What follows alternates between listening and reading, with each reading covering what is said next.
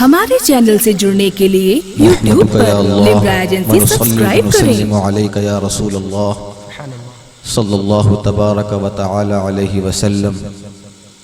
अम्मा बाद फ़अऊज़ु बिल्लाहि मिनश शैतानिर रजीम। बिस्मिल्लाहिर रहमानिर रहीम। व अम्मा बिनिअमति रब्बिका फ़हद्दिस। सुब्हानल्लाह। सदक़ल्लाह सदक़ रसूलुहुन नबियुल अमीनुल करीम व नहनु अला ज़ालिका लमिनश शाहिदीन व शाकिरीन वल्हम्दुलिल्लाहि रब्बिल आलमीन। सुब्हानल्लाह माशाअल्लाह। निहायत ही अदब व एहतराम के साथ गुंबद खज़रा की जानिब लौ लगाकर दरूद पाक का हदिया पेश कीजिए। अल्लाहुम्मा सल्लि व सल्लिम दाइमन अलैका या रसूलल्लाह सल्लल्लाहु तआला अलैहि वसल्लम। एक मरतबा और हुसूल बरकत के लिए अल्लाहुम्मा सल्लि अला सय्यिदिना व मौलाना मुहम्मदिन मअदनिल जुद वल करम मनबअल इल्म वल हिल्म वल हिकम व बारिक व सल्लिम सलातन व सलामन अलैका या रसूलल्लाह सल्लल्लाहु तआला अलैहि वसल्लम।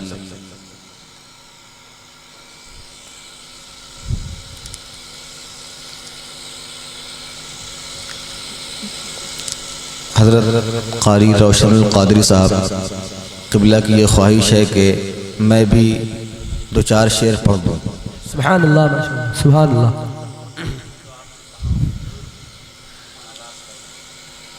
मैं सही तरन्नुम में पढ़ नहीं पाता, लेकिन फिर भी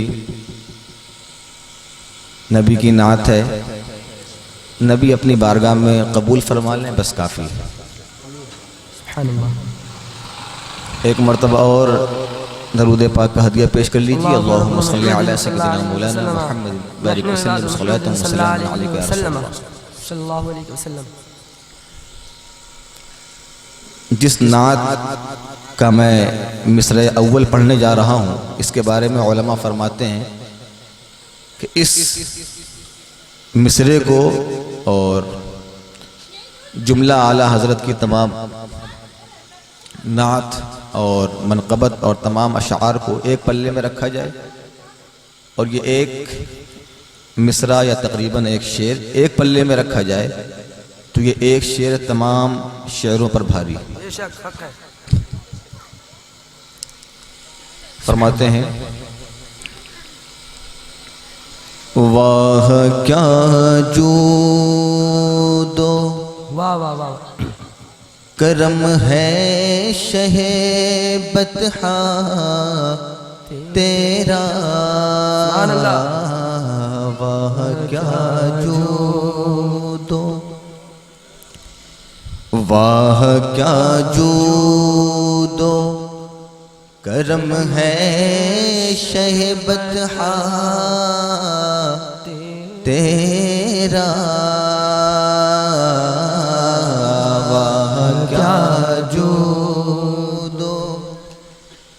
वाह क्या जूदो करम है शहे बतहा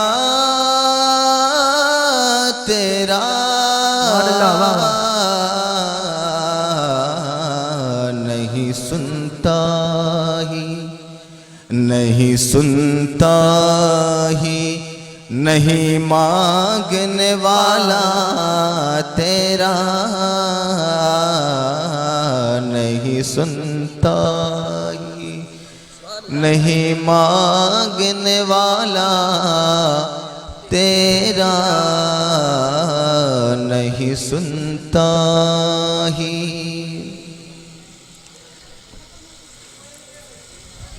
हुजूर की बारगाह में आप जाएंगे और अरीज़ा पेश करेंगे, या रसूल अल्लाह ये भी दे दें, या रसूल अल्लाह ये भी दे दें, ये भी दे दें, ये भी अता फरमा दें, ये भी अता फरमा दें। तो सरकार कभी मांगने पर जवाब में ला का इरशाद नहीं होता, उधर से नहीं का जवाब इरशाद नहीं होता। अच्छा ये चाहिए ले जाओ, ये चाहिए ले जाओ, ये चाहिए ले जाओ, मगर शर्त क्या है, वहां बात क्या है, देने का अंदाज क्या है, कौन देता है देने को मुंह चाहिए। कौन देता है देने को मुंह चाहिए। मुंह चाहिए। यहाँ पर क्या है, आप हमें दे रहे हैं इनाम, अपने हाथ से हमारे हाथ में दे रहे हैं, मगर सरकार से आपने मांगा, सरकार ने कहा ठीक है ले जाओ, ये चाहिए ले जाओ, ये चाहिए ले जाओ। अल्लाह अकबर। जब बद्र में माले गनीमत इकट्ठा हुआ तो सरकार तकसीम फरमा रहे थे। एक सहाबी आया, या रसूल अल्लाह कुछ हमें भी दीजिए। सरकार ने जिसमें माले गनीमत जमा था, सरकार ने उसमें हाथ डाला और उनके थैले में डाल दिया, उनके थैले में डाल। कहा या रसूल अल्लाह घर में कुछ और लोग भी हैं, कुछ और दे दीजिए। मांगेंगे मांगे जाएंगे, मुंह मांगी पाएंगे, सरकार में न ला है न हाजत अगर की, सुभान अल्लाह, न हाजत अगर की। सरकार ने ये भी नहीं फरमाते ये करोगे तो फिर दूंगा, अगर ऐसा करोगे तो दूंगा, ये नहीं। अच्छा आया है ले जाओ, और क्यों ना हो, अक्ल में भी आने वाली बात नहीं है। कोई फकीर जा रहा हो, आपसे भीख ना मांगे वो, आप उसको दें चाहे ना दें, आपकी मर्जी है, मगर आप उसे अपने दरवाजे पे बुला लें और फिर ना दें, ये नाइंसाफी। या रसूल अल्लाह आपने हमें बुलाया है, अब तो आपको देना ही है, अब आपने मुझे बुला लिया है, अब तो आप देंगे ही। क्योंकि जब किसी फकीर को दरवाजे पर बुला लिया जाता है तो फिर उसे खाली हाथ लौटाया नहीं जाता, बल्कि उसकी झोली भर दी जाती है। सुभान अल्लाह, सुभान अल्लाह। तो आला हजरत ने कितने बेहतरीन अंदाज में अपने शेर में इसको पिरोया है। नहीं सुनता ही नहीं मांगने वाला तेरा, नहीं सुनता ही। और फरमाते हैं क़यामत के दिन एक बंदा होगा, उसके पास कोई अच्छा अमल नहीं होगा। जब मीज़ान पर वो जाएगा, जब उसके अमल तौले जाएंगे तो फरिश्ते कहेंगे या अल्लाह इसके पास तो कुछ है ही नहीं, तौलू क्या, क्या तौलू, सिवाय बुराई के और क्या है इसके पास। सारी बुराइयां एक पल्ले में रख दी जाएंगी, इस पर क्या रखा जाए, दूसरे वाले पे, नेकी वाले पल्ले पे क्या रखा जाए। वो वहीं से खड़ा खड़ा सोच रहा होगा, काश आज मेरी कोई मदद कर देता, काश मेरी आह कोई सुन लेता। सरकार ने उसकी आह सुन ली। सुभान अल्लाह। अब वो लोग जरा अपने दिमाग से पर्दे को हटाएं जो कहते हैं सरकार को पीठ पीछे की खबर नहीं, अल्लाहु अकबर। अभी तो उसने पुकारा भी नहीं, सिर्फ सोचा ही था काश कोई सुन लेता। सरकार पहुंच गए, माशाअल्लाह। सरकार पहुंच गए। कहा क्या बात है, कहा या रसूल अल्लाह इसके पास तो कुछ है ही नहीं सिवाय बुराई के, और नेकी वाले पल्ले में क्या रखा जाए।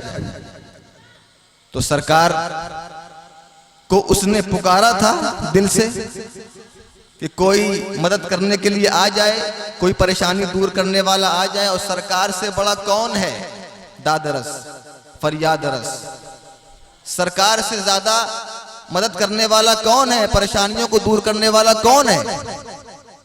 सरकार पहुंचे, कहा फरिश्ते वो दिन याद कर कि जब ये दुनिया में जिंदा था,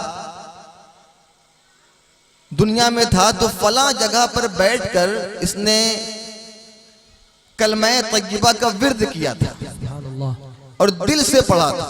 माशाअल्लाह। जरा उस कलमे को इस नेकी वाले पल्ले में तो डाल। सुभान अल्लाह।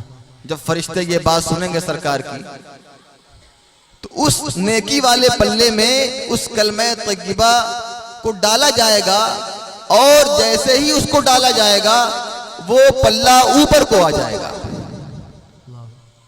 फिर फिर सरकार फरमाएंगे अब तेरा ठिकाना जन्नत है, सुभान अल्लाह, जन्नत में जा। सुभान अल्लाह। सरकार वहां भी हम गुलामों की परेशानियों को दूर करेंगे सुभान अल्लाह, और दुनिया में भी दूर करते हैं। सुभान अल्लाह, सुभान अल्लाह। कहा या रसूल अल्लाह और दे दीजिए, घर में और लोग हैं। कहा ठीक है और ले जाओ। कहा और दे दीजिए, घर में कुछ और लोग हैं। चंद मर्तबा सरकार से अर्ज की, सरकार देते चले गए, यहां तक कि वो जिसमें माले गनीमत इकट्ठा कर रहे थे वो चीज भर गई। अब मैं आपको बताऊं, ये माल ऐसी चीज है ना जिधर तबीयत माइल होती है, माला यमीलो, जिधर तबीयत माइल हो जाती है, इसीलिए इसको माल कहते हैं। वो कितना भी मिल जाए मगर दिल जो है चाहता है कि और मिल जाए। अब वो चीज इतनी भारी हो गई कि वो सहाबी उसको अकेले उठा नहीं सकते थे। अल्लाह अकबर। सरकार ने फरमाया इसको उठाओ, ले जाओ घर। जब वो उन्होंने उठाना शुरू किया तो आधा उठा, फिर रख दिया। कहा या रसूल अल्लाह ये उठता ही नहीं, और फिर मुस्कुराने लगे सरकार। गोया कि सरकार का मुस्कुराना ये बता रहा था जब इतना उठा नहीं सकते थे तो मांग क्यों लिया, और उनका मुस्कुराना ये बता रहा था या रसूल अल्लाह मदद कर दीजिए, उसको उठवा दीजिए। सुभान अल्लाह। वो खुद इस हदीस के रावी हैं। कहते हैं कि जैसे ही सरकार ने अपना दस्ते मुबारक उसमें टच किया, मस किया, उसको छू लिया, वो चीज उठती चली गई। सुभान अल्लाह, वाह वाह। अल्लाह अकबर। अब भी कहोगे सरकार को अपनी तरह बशर? अब भी कहोगे? सरकार हमारी तरह किसी तौर पर नहीं हो सकते, ना हम उनकी तरह किसी तौर पर हो सकते। सरकार की जाते बाबरकत दुनिया में सबसे अलग है। बेशक। बादस खुदा बुजुर्ग तू ही किस्सा मुख्तसर। सुभान अल्लाह। फिर कुछ देर दूर चले।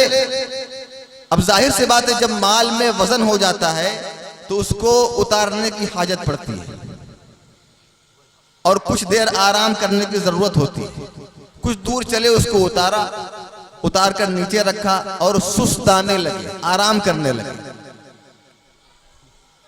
उसके बाद फिर उठाने की हाजत हुई, फिर वो चीज नहीं उठती।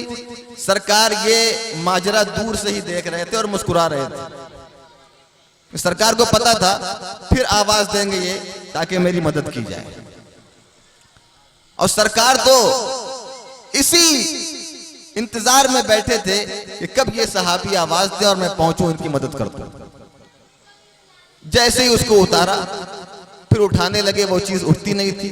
सरकार की तरफ देखकर मुस्कुराए, सरकार भी तबस्सुम फरमाए। सरकार आगे बढ़े, फिर वही हाल जो सरकार ने पहले किया। सरकार ने अपना दस्ते पाक बढ़ाया, वो चीज उठती चली गई। सरकार सल्लल्लाहु ताला अलैहि वसल्लम का ये वाकया, ये हदीस जहां पर ये साबित कर रही है कि सरकार का ये एक अहम मौजज़ा है, वहीं पर इस बात का भी सबूत मिल रहा है कि सरकार से जितना मांगा जाए सरकार दे देते हैं। तो इसीलिए आला हजरत, और आला हजरत का कोई भी शेर कुरान और हदीस, अक़वाल सहाबा और हिकायात औलिया के बाहर नहीं है, इसी के इर्द गिर्द है। सरकार आला हजरत के तमाम अशार कुरान और हदीस की रोशनी। तो फरमाते हैं, मैं दोबारा पढ़ता हूं, नहीं सुनता ही नहीं मांगने वाला तेरा, नहीं सुनता ही नहीं मांगने वाला तेरा, वाह क्या जो। तो एक शेर की तशरीह अगर करूं तो कसम खुदा की सुबह हो जाए। अल्लाह अकबर। एक बात और सुन ले जो प्रैक्टिकल है। कारी साहब, मुफ्ती साहब, जब मैं मदीना शरीफ गया था हाजिरी के लिए, सुभान अल्लाह, माशाअल्लाह, मेरी आखिरी रात थी और मैं सरकार के मवाजा के बगल में एक थम है मोटा सा, मस्जिद नबवी के दाखिले मस्जिद नबवी में एक बहुत मोटा सा थम है। तो मैं उसके पीछे छुप गया ताकि मुतव्वा मुझे देख ना सके। जब मुतव्वा उधर से आता तो मैं इधर आ जाता, जब वो उधर से आता तो मैं इधर आ जाता, और मैं तकरीबन बिफज़्लिही ताला आखिरी रात 1 घंटा वहां खड़ा रहा और जो जो मूड में आया मांगता चला गया, सुभान अल्लाह। मांगता चला गया। कसम खुदा की मिंबर रसूल पर मैं खड़ा हूं और ये बात अर्ज कर रहा हूं आपके सामने। जब मैं सरकार से कोई चीज मांगता ना तो लगता कि सरकार मुझे दे रहे हैं, सुभान अल्लाह। प्रैक्टिकल दे रहे हैं। फिर मैंने कुछ मांगा, फिर दिया सरकार ने, फिर मैंने कुछ मांगा, फिर दिया सरकार ने। जब मैं बिल्कुल बोझल हो गया और ऐसा लगता था कि सरकार ने जाने कितना अता कर दिया मुझे, अब मेरे अंदर मांगने की ताकत नहीं है, फिर मैं उस गेट से बाहर आ गया। ऐसा लग रहा था कि मैं मांगता चला गया, सरकार देते चले गए। सुभान अल्लाह। इसलिए वो दरबार ऐसी बारगाह है वो कि जहां पर इंसान कोई भी जायज मुरादे मांगेगा इंशाअल्लाह तो सरकार अता फरमाएगी। सुभान अल्लाह, माशाअल्लाह। अब आगे फरमाते हैं आला हजरत के दिल बस खौफ से पत्ता सा उड़ा जाता है, दिल बस खौफ से। बेकार में ये दिल परेशान है, बेकार में। आज जो ऐब किसी के नहीं खुलने देते, कब वो चाहेंगे मेरी हश्र में रुसवाई हो। दिल बस खौफ से पत्ता सा उड़ा जाता है, दिल बस खौफ से, दिल बस खौफ से पत्ता सा उड़ा जाता है, पल्ला हल्का ही सही भारी भरोसा तेरा,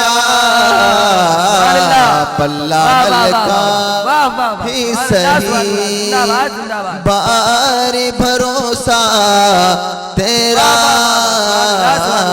वाह क्या जूदो करम। अब मैं मनकबत के 2 शेर पढ़ दूं इसी वजन पर। नवाज़िश और करम। वाह क्या मर्तबा वाह वाह। ऐ गौस है बाला तेरा, ऊंचे ऊंचों के सरों से कदम आला तेरा, ऊंचे ऊंचों के। फरमाते हैं आला हजरत, वाह क्या मर्तबा। और लोगत में तारीफ करने के जो अल्फाज जिक्र किए गए हैं उसमें सबसे बेहतर लफ्ज लफ्ज वाह है। वाह, इससे बड़ा कोई लफ्ज नहीं है। वाह क्या इल्म है, वाह क्या महल है, वाह क्या मदरसा है, वाह क्या जात है, इससे बड़ा कोई लफ्ज ही नहीं है। वाह क्या अल्लाह ने नवाजा है, अल्लाह अकबर, इससे बड़ा कोई लफ्ज ही नहीं है। तो पहले आला हजरत ने तारीफ की, वाह क्या मर्तबा है गौस है बाला तेरा, वाह क्या मर्तबा। फिर फरमाया, ऊंचे ऊंचों के सरों से है कदम आला तेरा, यानी जो सबसे ऊंचे लोग हैं दुनिया में। इंसान की कैटेगरी होती है, एक सबसे ऊंचा, फिर उससे नीचा, फिर सबसे नीचा। तो जो सबसे ऊंचे हैं उनकी सबसे ऊंची चीज सर। ऐ गौसे आजम, ऊंचे ऊंचों के सरों से है कदम आला तेरा, यानी जो सबसे ऊंचे हैं उनकी सबसे ऊंची चीज से आपकी सबसे नीची वाली चीज भी ऊंची है। सुभान अल्लाह। ऊंचे ऊंचों के सरों से है कदम आला तेरा। फिर फरमाते हैं, सर भला क्या कोई जाने के है कैसा तेरा, सर भला क्या कोई, सर भला क्या कोई जाने के है कैसा तेरा, औलिया मलते हैं आंखें वो है तलवा तेरा, औलिया मलते हैं। अभी जो जात हमारे और आपके सामने आई थी, पता है हम इनकी इतनी इज्जत क्यों कर रहे थे? सिर्फ इन्हें निस्बत है किससे? हजरत सैयदना इमाम मूसा काज़िम रज़ियल्लाहु ताला और गौसे आजम की बारगाह में आपकी पैदाइश हुई। सुभान अल्लाह। आज लोग कहते हैं ये मिट्टी का ढेर तुम्हें क्या देगा? अबू दाऊद शरीफ की एक हदीस जिसका मफहूम मेरे जहन में है। एक अराबी जो सरकार के कब्रे पाक से बिल्कुल लिपट लिपट कर रो रहा था। एक मुनाफिक पीछे से आया, कहा क्या कर रहे हो? ये मिट्टी को क्यों चूम रहे हो? क्यों चूम रहे हो? तो उसका जवाब सुनिए और अपने ईमान में ताजगी बख्शिए। उसने कहा मैं किसी मिट्टी के ढेर को नहीं चूम रहा, बल्कि कब्र रसूल को चूम रहा हूं। सुभान अल्लाह, सुभान अल्लाह, वाह वाह वाह, कब्र रसूल को चूम रहा हूं। वाह वाह। आज हम मज़ारात को चूमते हैं तो लोग कहते हैं मिट्टी है वो, तो क्यों चूम रहे हो उसको? तुम्हें क्या दे देगा वो? मगर उन्हें क्या पता कि कब्र रसूल को जसदे रसूल से निस्बत है। सुभान अल्लाह। और कब्र जसदे रसूल से कब्र रसूल को, और कब्र रसूल से गुंबद खजरा को। सुभान अल्लाह।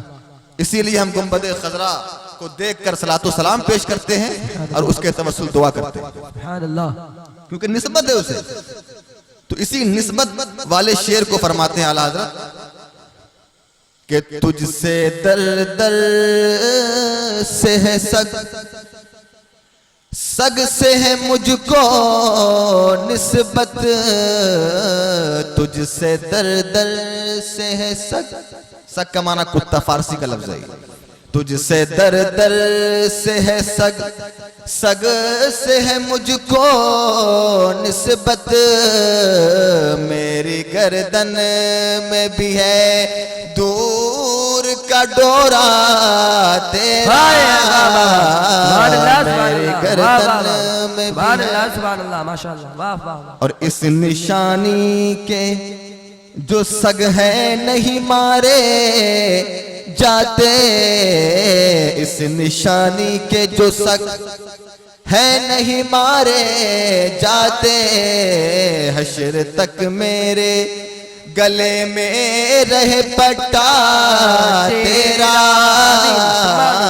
हश्र तक मेरे गले में रहे पट्टा तेरा, वाह क्या मर्तबा।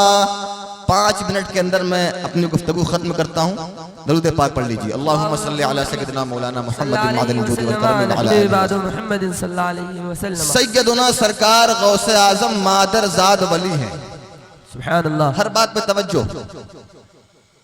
मादर जाद वली हैं और विलायत के लिए इल्म शर्त। तो पता चला मादरजाद आलिम भी हैं। सुभान अल्लाह। अगर मादरजाद वली तो मादरजाद आलिम भी, सुभान क्योंकि अल्लाह। अगर हमने वली माना तो आलिम का मानना खुद ब खुद साबित हो जाएगा। तो फिर सरकार गौसे आजम को उनकी माने कहां भेजा था? बात समझ में आई? सरकार गौसे आजम मादरजाद वली है कि नहीं? अरे भाई दूध नहीं पिया, रमजान होने का सबूत दे दिया, क्या चाहिए? वली है ना मादरजाद। तो जब मादरजाद वली हैं तो मादरजाद आलिम भी हैं, क्योंकि विलायत के लिए इल्म शर्त है। और हुजूर शाह जी मियां पीलीभीती इरशाद फरमाते हैं, ये शरीयत और तरीक़त ये 2 चीजें हैं। शरीयत इल्म का नाम है, तरीक़त ये विलायत का नाम है।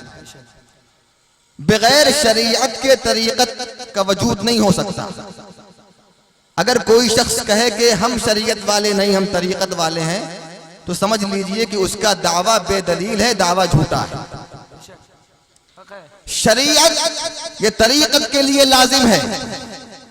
और फरमाते हैं शाहजी मियां कि तरीक़त ये मांग है, और शरीयत बाल है। अगर बाल का वजूद नहीं होगा तो मांग कहां निकालेंगे? तो शरीयत जो है ये बाल है और उसमें निकली हुई मांग ये तरीकत है। और हुजूर अबुल हुसैन नूरी मियां मारहर इरशाद फरमाते हैं कि तरीकत ये फल है और शरीयत ये दरख्त है। बगैर दरख्त के फल का वजूद नहीं हो सकता। फल के वजूद के लिए दरख्त का वजूद लाजिम। तो जाहिर हुआ कि तरीकत के लिए शरीयत का वजूद लाजिम। तो मालूम यह हुआ कि गौसे आजम पैदाइशी तरीकत वाले भी हैं और शरीयत वाले भी हैं, यानी आलिम भी हैं और वली भी हैं। सुभान अल्लाह, माशाअल्लाह। अब सरकार गौसे आजम को उनकी वालिदा ने तैयार किया, 40 अशरफियां सिल दी और कहा बेटा जाओ इल्म हासिल करो। वाकया आपने सुना होगा, वाकया बताना मकसद नहीं है। अब सवाल यह है कि फिर कहां भेजा, फिर कहां भेजा? यहां पर रुक कर एक बात बताऊं। जो लोग कहते हैं कि हम फकीरी लाइन में रहते हैं, हम तरीकत वाले हैं, गौसे आजम ने यह बता दिया कि मैं तो मादरजाद वली हूं, मादरजाद आलिम भी, फिर भी इल्म सीखने जा रहे हैं। और यहां तो मादरजाद जाहिल है, मादरजाद जाहिल, और फिर भी कहते हैं हमें क्या इल्म की जरूरत है, हमें क्या जरूरत है, हम तो तरीकत वाले हैं, हम तो तरीकत वाले हैं, अल्लाह ताला हमें सब कुछ दे देता है ऐसी। और जो कुरान पढ़ते हैं कहते हैं गैरिल मगदूबी अलैहिम वलद्दालीन,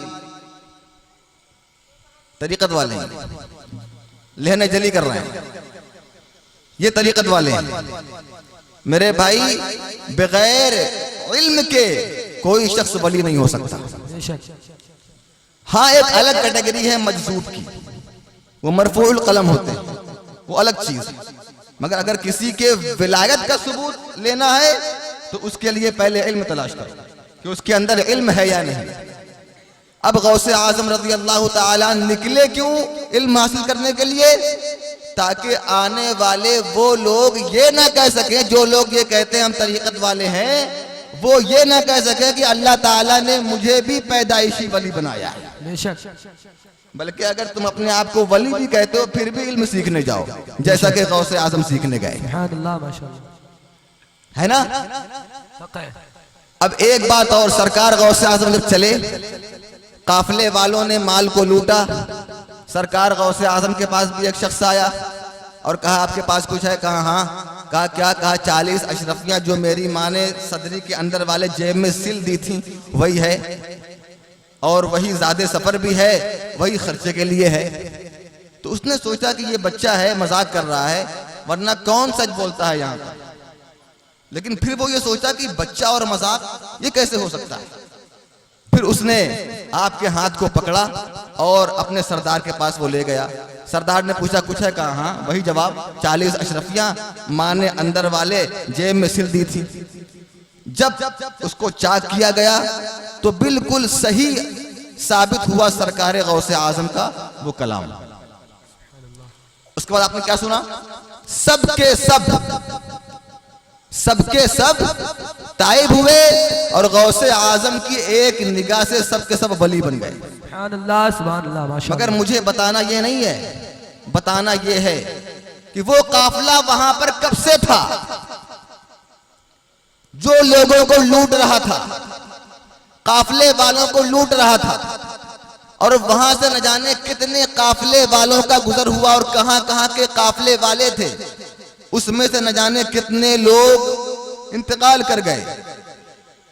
और अगर उसने किसी को लूटा है तो उसका माल उसके जिम्मे है, फिर ये हक़्क़ुल अब्द है, और जब तक हक़्क़ुल अब्द अदा नहीं होगा कोई शख्स वली नहीं हो सकता। जब तक हक़्क़ुल अब्द अदा ना हो, दो हक होते हैं, एक हक़्क़ुल्लाह, एक हक़्क़ुल अब्द। आपने नमाज छोड़ी, यह हक़्क़ुल्लाह, अल्लाह से माफी तलब कर लेंगे, इंशाअल्लाह माफ कर देगा अल्लाह। अगर किसी का किसी ने माल चोरी कर लिया तो अल्लाह भी उस वक्त तक माफ नहीं करता जब तक बंदा माफ ना कर दे। तो न जाने कहां कहां के लोगों का माल लूटा होगा।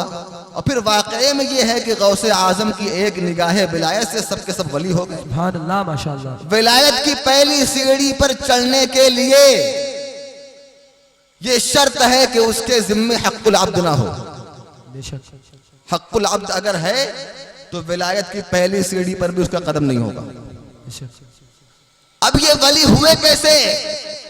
वाकया सच्चा है, तो इसका जवाब देते हैं उलमाए किराम और फरमाते हैं कि जैसे ही सरकार गौसे आजम निगाहे विलायत उठाने वाले थे, अल्लाह तबारक व तआला ने उन तमाम के दिलों में कि जिन जिन का उन लोगों ने माल लूटा था, सबके दिल में अल्लाह ने इल्का फरमाया कि तुम्हारा फला मौके पर फला जगह पर माल लूटा गया था, उन लोगों ने माल लूटा था, तुम उसको माफ कर दो। जैसे ही उसने माफ किया, उन लोगों ने माफ किया, फिर सरकार गौसे आजम की निगाहे विलायत उठी, फिर नजरे वाहिद से वो सबके सब वली हो गए। सुभान अल्लाह, सुभान अल्लाह। ये बात बहुत पेचीदा है क्योंकि इस पर लोग एतराज करते हैं, इसलिए मैंने आपको बताया पहले उनका माफ करना जरूरी है, फिर उनकी विलायत की जो मंजिल है उस पर वो कदम रखेंगे। बेशक। और सरकार गौसे आजम का इल्म मुबारक इतना वसी था कि सरकार गौसे आजम एक एक वक्त में 70,000 से लेकर 1 लाख तक लोगों को दर्स दिया करते थे। सुभान अल्लाह। एक मर्तबा एक आलिम साहब थे, उनका इल्म नहव बहुत मजबूत था, इल्म नहव बहुत मजबूत था, तो उन्होंने सुन रखा था कि सरकार गौसे आजम ज्यादातर तसव्वुफ पे बहस करते हैं और उसी पर रोशनी डालते हैं। तो वो सोचे कि हम नहवी हैं, और नहवी लोग जो होते हैं ना, उनके अंदर जरा सा अना आ जाता है। नहवी सरफी जो लोग होते हैं उनके अंदर ये बात आ जाती है कि मैं ही सब कुछ हूं।